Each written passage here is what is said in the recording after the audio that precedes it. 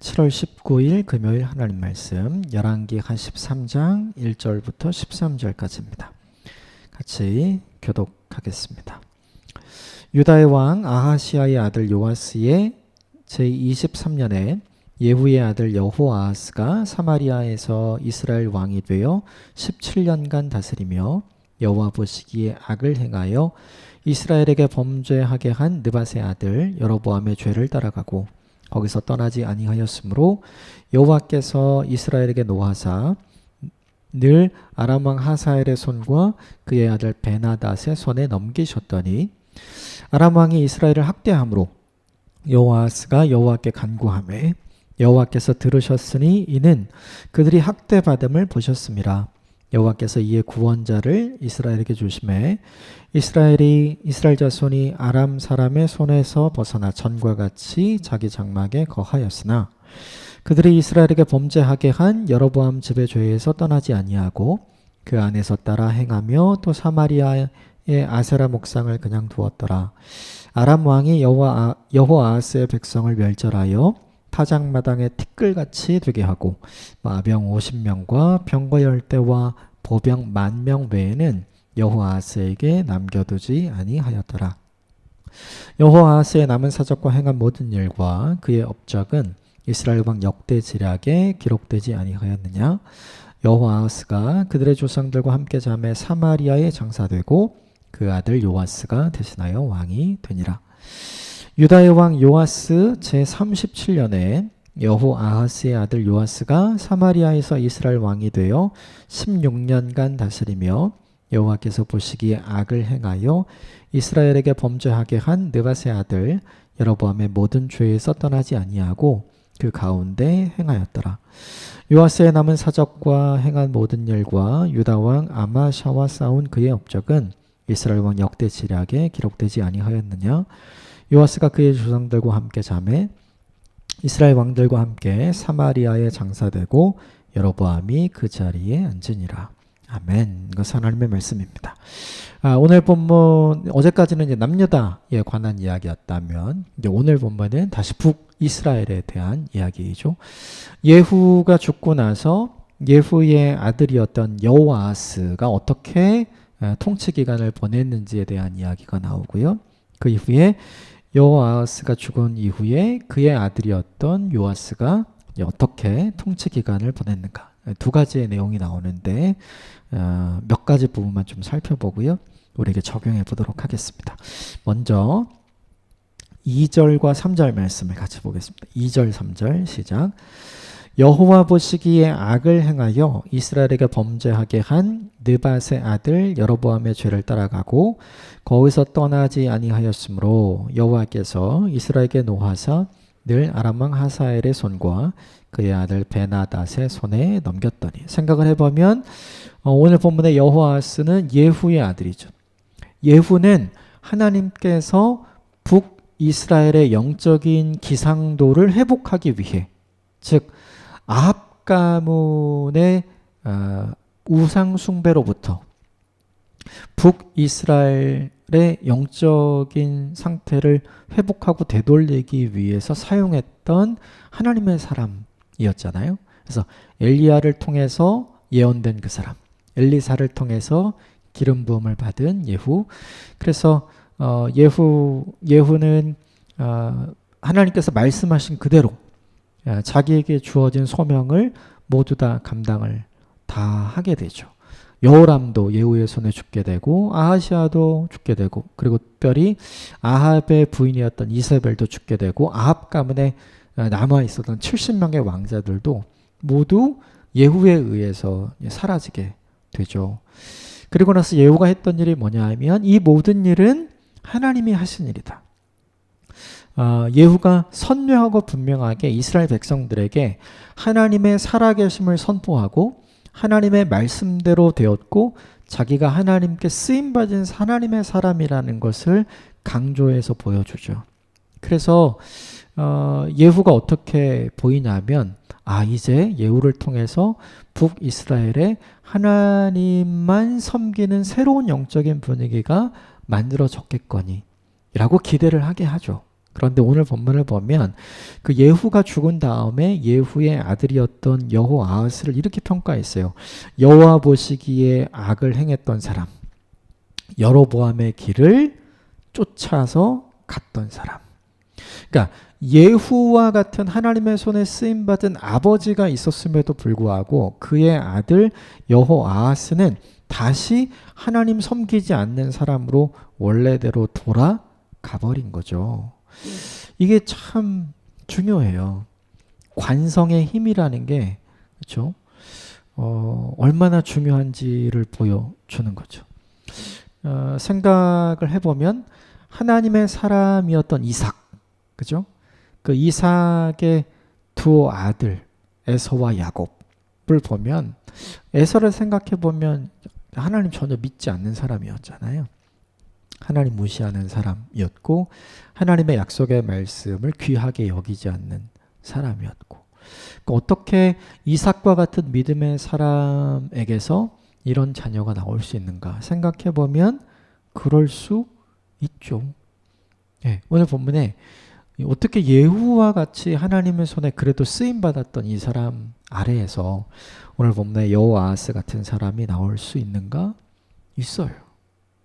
그러면 무엇이 중요했을까를 곰곰이 생각해 보죠. 내 자녀들의 신앙을 내가 책임질 수 없어요. 이게 기본입니다. 내 자녀들의 신앙이 좋은 신앙이 되도록 내가 많은 것을 노력할 수는 있겠죠. 그렇다고 해서 내 자녀가 내 마음대로 되는 것이 아니거든요. 그래서 우리가 이 본문을 보면서 잊지 않고 해야 될 게 뭐냐 하면 내 자녀를 위해 좋은 신앙이 되도록 교육하고 가르치고 보여주는 것도 되게 중요한데 이 자녀를 위해 기도하는 일이 얼마나 중요한지를 보여줘요.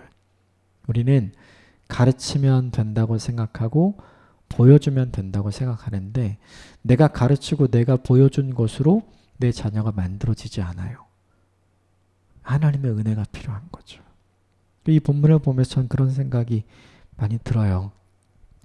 하나님이 여호아하스를 심판하지 않고 이렇게 얘기했어요. 여호와께서 이스라엘에게 노하사. 하나님 노하셔서 타민족을 이용해서 괴롭게 하는 이유는 간단했죠. 사사기 전체를 통해서 북이스라엘 역사를 통해서 보여준 게 뭐예요? 돌아오게 하시려고.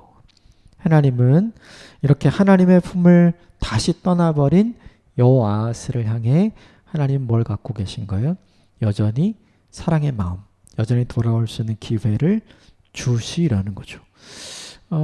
이런 때에 돌아오시는 사람이 되면 얼마나 좋아요. 그렇죠? 네, 그때 우리가 같이 있으면 돌아가자고 얘기할 수 있지만 지금 오늘 본문에 예후는 없잖아요. 그러니까 내 인생을 사는 동안엔 내 자녀에게 어떤 영향력을 줄 수 있을지 모르지만 내가 내 인생을 마감하고 난 다음엔 그 어떤 것도 해줄 수가 없잖아요. 그래서 우리 인생에 필요한 게 이건 것 같아요. 하나님, 내 자녀를 향한 하나님의 사랑이 끊어지지 않도록 기도하는 것.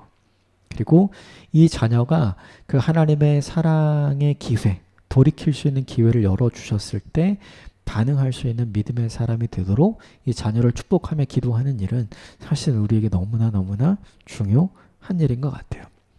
결국 아람 때문에 어려움을 당합니다. 4절, 5절 같이 읽어볼까요? 시작. 아람 왕이 이스라엘을 학대함으로 여호아하스가 여호와께 간구하매 여호와께서 들으셨으니 이는 그들이 학대받음을 보셨습니다. 여호와께서 이에 구원자를 이스라엘에게 주심에 이스라엘 자손이 아람 사람의 손에서 벗어나 전과 같이 자기 장막에 거하였으나. 역시 그렇죠. 아람 왕 때문에 어려움을 당하니까 여호아하스가 하나님을 떠올려요. 그렇죠. 자기 아버지 예후가 그래도 하나님의 손에 쓰임 받았던 사람이라는 걸 기억한 거죠. 그래서 하나님을 찾지 않다가 하나님을 떠난 삶을 살다가 지금 여호아하스가 어떻게 찾냐면 급하니까 어려우니까 하나님을 찾는 거죠. 그런데 급해서 찾은 하나님, 어려우니까 찾은 하나님이 오늘 본문에 어떻게 해요? 그들의 학대받음을 보시고 그들의 간구에, 오늘 여호아하스의 간구에 응답해 주시죠. 이 본문이 우리에게 보여주는 게 있어요. 우리는 이렇게 생각을 하는 것 같아요. 한 번도 하나님 찾지 않다가 어려우니까 급하니까 하나님 찾으면 안 들어주실 것 같은 생각이 들잖아요. 그리고 괜히 미안한 마음이 우리에게 있잖아요. 그렇죠? 근데 오늘 이 본문이 보여주는 하나님의 모습은 뭐냐 하면 내가 생각했던 것보다 하나님은 훨씬 더 크다. 내가 생각했던 것보다 하나님 훨씬 더 깊다. 그렇죠? 하나님은 한 번도 찾지 않고 급하니까 자꾸 필요한데 찾은 거잖아요. 만약에 우리가 하나님이라면 한 번도 연락 안 하던, 한 번도 찾지 않던, 그리고 이제는 친분도 없어진 그런 사람이 갑자기 찾아와서 뭔가를 요구하고 뭔가를 도와달라고 하면 우리 당연히 거절하죠. 그런데 오늘 본문의 하나님은 그렇지 않죠. 그러니까 이게 우리와 하나님의 질적인 차이인 것 같아요. 내가 생각하는 하나님은 내가 생각하는 것보다 훨씬 더 크고 깊고 넓어요. 그래서 이래도 돼요. 내가 하나님 찾아도 되나? 하나님께 기도해도 되나? 내가 평소에 외면하고 살았는데 급하고 어려우니까 기도한다고 하나님이 들어주실까? 괜찮아요. 그냥 하세요. 오늘 하나님은 너 한 번도 나 찾지 않다가 이제 와서 나를 찾냐? 이런 식으로 오늘 본문의 여호아하스에게 말씀하시지 않았어요. 이게 예수님이 베드로를 대했던 모습과 똑같아요. 베드로가 완벽하게 완전하게 예수님을 저주하면서 부인하잖아요. 근데 예수님이 그 베드로를 찾아가잖아요. 그래서 넌 나 사랑하니? 너 나 사랑하니? 이렇게 묻죠. 근데 그 전에 해야 될 말이 있죠. 우리가 예수님이었다면 그렇게 했을 것 같아요. 너 나한테 그때 왜 그랬어? 이런 얘기 했겠죠. 그런데 예수님 전혀 그런 얘기 안 하시잖아요. 그러니까 우리가 생각하는 것보다 예수님의 마음이 훨씬 더 깊고 넓고 큰 거예요. 똑같은 모습이 오늘 본문에 드러나죠. 그러므로 여러분 괜찮아요. 하나님 우리 형편을 다 아시고 우리 마음을 다 아시죠. 기도 안 하다가 기도해도 되나? 됩니다. 하나님 안 찾다가 하나님 찾으면 되나? 됩니다. 어려울 때 하나님 찾으라고 있는 거예요. 그래서 어려울 때라도 하나님 찾아가면 하나님 그 기다리고 계시거든요. 그 하나님의 모습이 얼마나 크고 깊고 넓은지를 보여주죠. 이 하나님의 깊고 크고 넓은 사랑을 경험하는 저와 여러분이 되시기를 주님으로 축복합니다. 오늘 이 본문에서 제 눈에 이렇게 확 들어오는 거는 여호와께서 들으셨으니 이는 그들이 학대받음을 보셨습니다. 그러니까 하나님이 이 아람 사람들에게 어려움을 당하는 이스라엘 백성들의 모습을 보고 잘됐다 요놈들, 뭐 쌤통이다 요놈들 이렇게 생각하지 않은 거죠. 굉장히 안타까워하고 굉장히 마음 아프셨던 거예요. 이게 뭘 보여주냐면 하나님이 우리의 형편과 상황을 다 지켜보고 계신다는 거죠. 반대로 생각해 보면 우리는 하나님의 마음과 하나님의 형편에 관심이 없어요. 나한테만 관심이 있잖아요. 근데 하나님은 안 그래요. 하나님은 우리의 형편과 우리의 상황이 하나님의 최고 관심사죠. 그래서 그런 마음 안 가지시면 좋겠어요. 내가 급할 때만 하나님 찾는 것 같아서 좀 민망한데 미안한데 내가 이제서야 내가 하나님께 나아가는 것 같아서 들어줄지 모르겠네. 염치 없네. 이런 생각 안 하셔도 될 것 같아요. 하나님은 그때라도 나오셔서 얘기하는 걸 기다리고 계시고 응답해 주시는 분이잖아요. 주님의 사랑은 바다와 같죠. 바다에 돌 하나 던진다고 뭐 어떻게 되나요? 안 되죠. 그러니까 하나님을 우리와 같은 인성을 가진 사람처럼 생각하면 안 되고 속 좁은 인간처럼 생각하면 안 되고 하나님은 정말 크고 깊고 넓으신 분이다. 이 생각을 가졌으면 좋겠어요. 그래서 도움을 받았죠. 해결이 됐어요. 근데 그 다음 문제가 뭐냐 하면 6절부터 7절까지 같이 읽읍시다. 시작. 그들이 이스라엘에게 범죄하게 한 여로보암의 집의 죄에서 떠나지 아니하고 그 안에서 따라 행하며 또 사마리아의 아세라 목상을 그냥 두었더라. 아람 왕이 여호아스의 백성을 멸절하여 타작마당에 티끌같이 되게 하고 마병 50명과 병거 10대와 버병 10,000명 외에는 여호아스에게 남겨두지 아니하더라. 하나님께 도우심을 구해서 위기를 모면했잖아요. 그럼 바뀌어야 되잖아요. 그렇죠? 그런데 여러분 6절은 바뀌지 않은 여호아하스와 북이스라엘 사람들의 모습을 보여주죠. 하나님이 은혜를 주셔서 아람 왕의 압제로부터 해방이 됐어요. 그러면 해방을 시켜주신, 은혜를 부어주신, 자유롭게 해주신 하나님을 기억하고 그 하나님이 주신 은혜를 받은 은혜로 여겨서 잘 지키는 게 필요했던 거예요. 그런데 오늘 이 사람들은 그걸 다 잊어버리죠. 여러분, 시간이 지나면 다 잊어요. 시간이 지나면 원래대로 돌아가요. 이게 죄의 습관이고 죄의 관성이죠. 다시 원래대로. 너무 쉽게, 너무 빨리 돌아가 버린 거죠. 우리에게 진짜 중요한 게 뭔지를 좀 생각해 봐야 돼요. 우리에게 진짜 중요한 것. 자, 여러분에게 생전 연락도 안 하던 사람들이 어느 순간에 찾아와서 나 좀 도와달라고 해서 도와줬어요. 내가 도와줘서 그 문제 해결했는데 다시 원래대로 돌아간 인생, 다시 나와 상관없는 인생, 다시 나와 연락하지 않는 인생, 나와 관계를 끊는 인생. 쉽게 요즘 아이들이 하는 표현으로 하자면 그냥 그 일 해결되고 그냥 쌩 까는 인생. 이렇게 되면 우리가 그 사람에 대해서 갖는 마음이 어떤 마음일까요? 다시는 내가 이런 일을 해주지 않을 거야. 내가 도와준 일에 대해서 괜히 도와줬다는 생각을 하지 않을까요? 근데 오히려 그가 그 문제를 해결하고 난 다음에 오히려 없었던 관계를 더 잘 유지하려고 하고 나에게 고마움을 표시하고 그리고 나에게 감사함을 표시하는, 그게 너무 자주가 아니더라도 그것을 끊지 않고 정기적으로 그런 걸 한다면 어떤 마음이 들까요?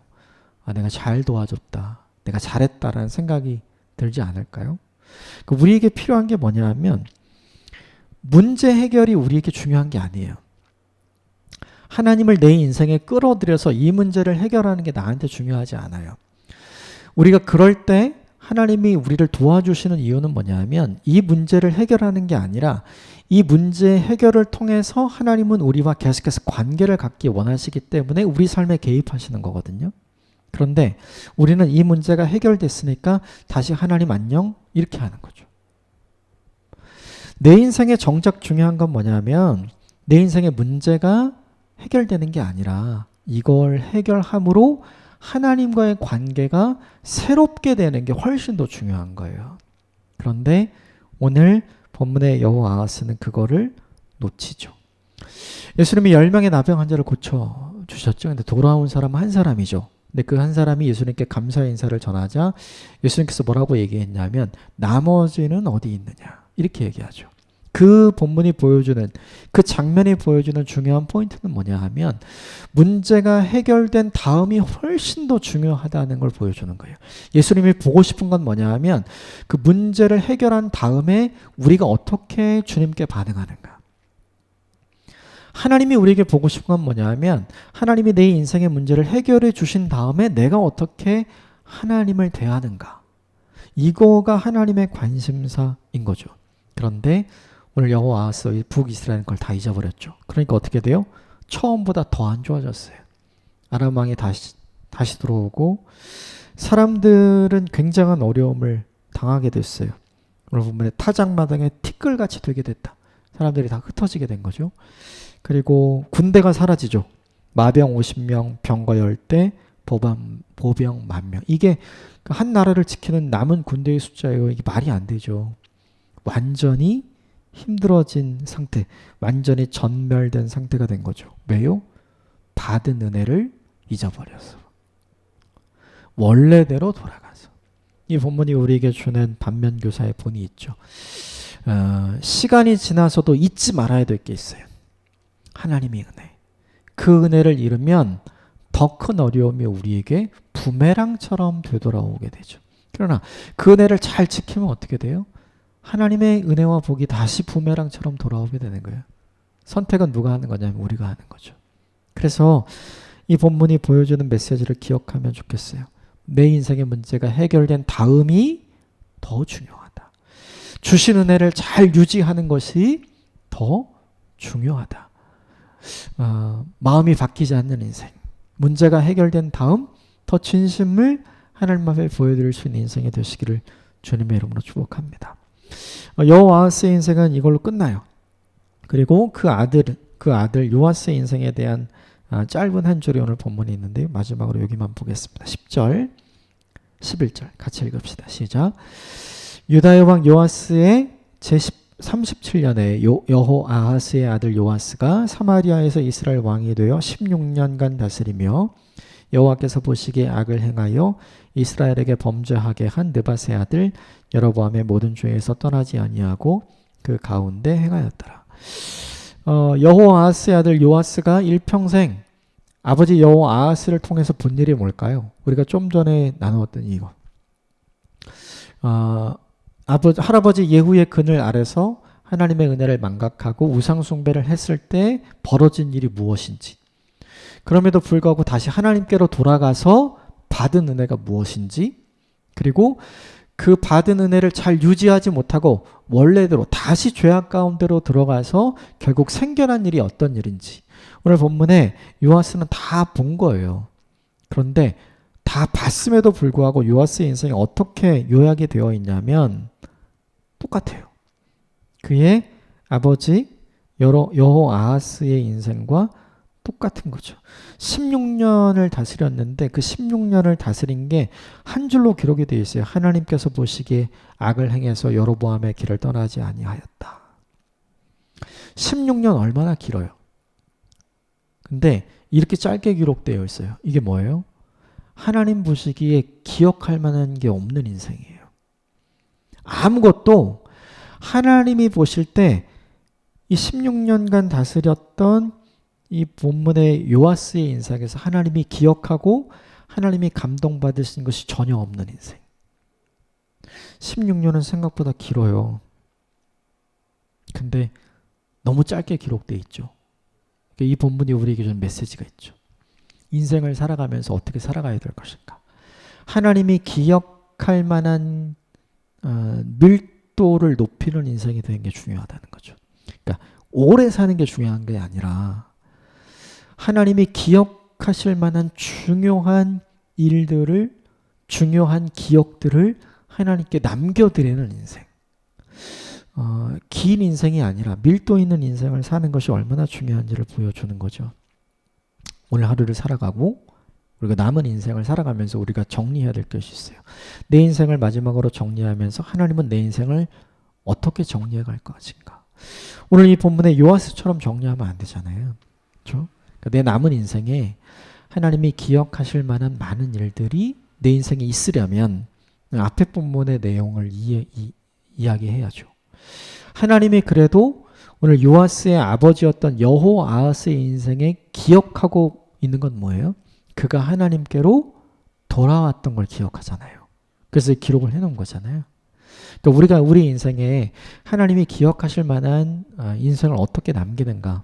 내가 날마다 매 순간마다 내가 인생을 살아가는 기간마다 하나님을 기억하고 하나님께로 돌아가는 인생을 살고 주신 은혜를 잘 유지하는 인생을 사는 것. 그게 뭐냐 하면 하나님께서 오래도록 기억하실 만한 인생이 되는 거죠. 그게 내 인생에 하나님이라는 그 이름을 내 인생에 가득 차게 하는 밀도 있는 인생을 살게 하는 방법인 거죠. 저와 여러분의 인생이 그런 인생이 되시기를 주님의 이름으로 축복합니다. 오늘도 그렇고 앞으로 살아갈 우리 인생 가운데 하나님이 기억하실 만한 많은 일들을 만들어가는 저와 여러분이 되길 바랍니다. 함께 기도하겠습니다.